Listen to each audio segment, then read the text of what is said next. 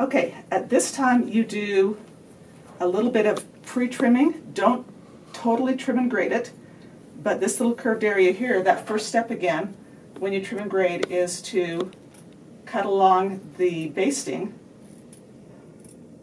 so everything gets trimmed to 3/8 of an inch. And so we're going to just do that just on the curve, on that curved area that we sewed. We don't want to fully trim and grade because if there's a problem, we want to have a little bit more seam allowance to work with still. So all I'm doing is just trimming right on that basting line and trimming off that 3/8 of an inch. And now we pull the collar and the front of the shirt out from inside of that burrito. Where's my pin? There it is. And just look and see if what we have is workable or if we need to do some restitching. And so where the curved edge of that collar band comes up, it should literally meet the front of your button band straight. You don't want any fabric sticking out, and you don't want your button band to be tucked back in. And so you want to check that, make sure it's aligned. Now, you'll have a lot of bulk in there right now. It's still, don't worry about that. We're going to pull it back inside and trim and grade further, but we're just checking to see, is my alignment good, so that when I do trim and grade, I've got something I'm going to be pleased with. So we'll take those two pins out, pull out the other side.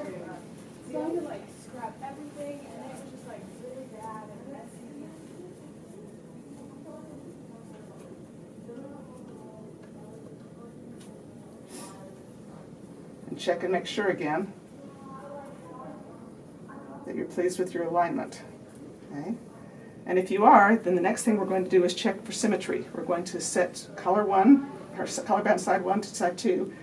Check and make sure that the two collars come out at the same point, that they're the same length, and that the front of the shirt comes up and aligns.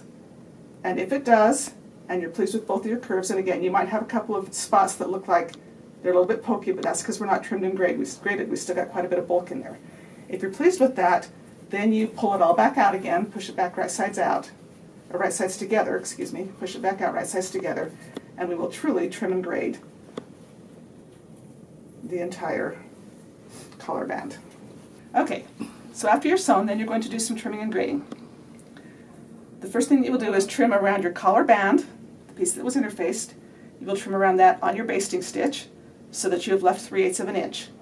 And every seam gets trimmed to 3/8. Then you need to grade, and your collar band will stay at 3/8 of an inch. The shirt that is sandwiched in between goes to 5/16, and your collar band facing goes to 1/4 of an inch. And so I have trimmed those around.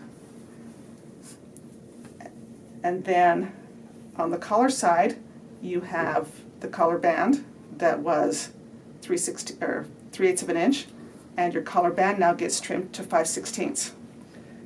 The piece that does not get trimmed at all is the section that has not been sewn yet, the top of your collar band facing that has the double notches. You do not trim that at all, so you actually are going to just cut straight in, and you can see my cut here where I cut in and started to trim. Okay? Then your interfacing again needs to be trimmed as close as you can get to your interfacing. You can now do that because when we trimmed this, we trimmed on our stitching line, and that released the interfacing from the fabric so that I can actually trim, just like we did with the collar, trim that interfacing down to as close to the stitching as you can get it. And so you will trim that around all the way as close to your stitching as you can possibly get it, being very careful not to catch any of the fabric. And so you'll see that I actually kind of come around and grab that, pull it up away, give it a little bit of a finger press so that I can then, my scissors the right direction, just lay my scissors along that edge and truly trim that interfacing completely out of the way and not risk cutting fabric that I don't want to cut.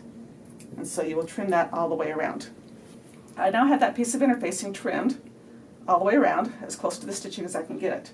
I now need to trim my corners diagonally, and one of the reasons that we use this technique is it takes this corner at the front of my collar and it's completely enclosed in the stitching, so I can actually trim that diagonally and then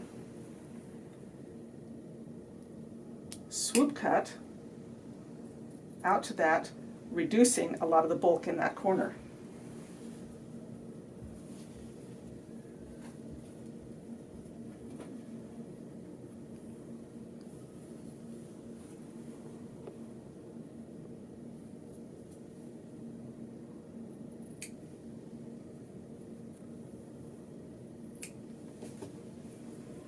Then the last thing that I'm going to do, because this curve is so small and in such a compacted area, the outside edge of this curve, the circumference of the outside edge is greater than the circumference of the stitching line and much greater than the circumference of the curve inside of the collar band. And so I'm going to take a pair of pinking shears and I'm going to pink the edge of that so that it cuts just little wedges out.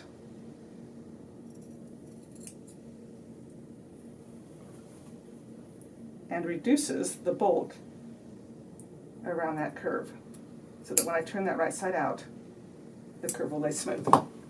And the reason I pink them separately is if I pink them together, the wedge comes in at the same place and it actually weakens that seam, and so I want them to be just a little bit offset. So I've pinked those curves, and then I'll be ready to turn it right side out.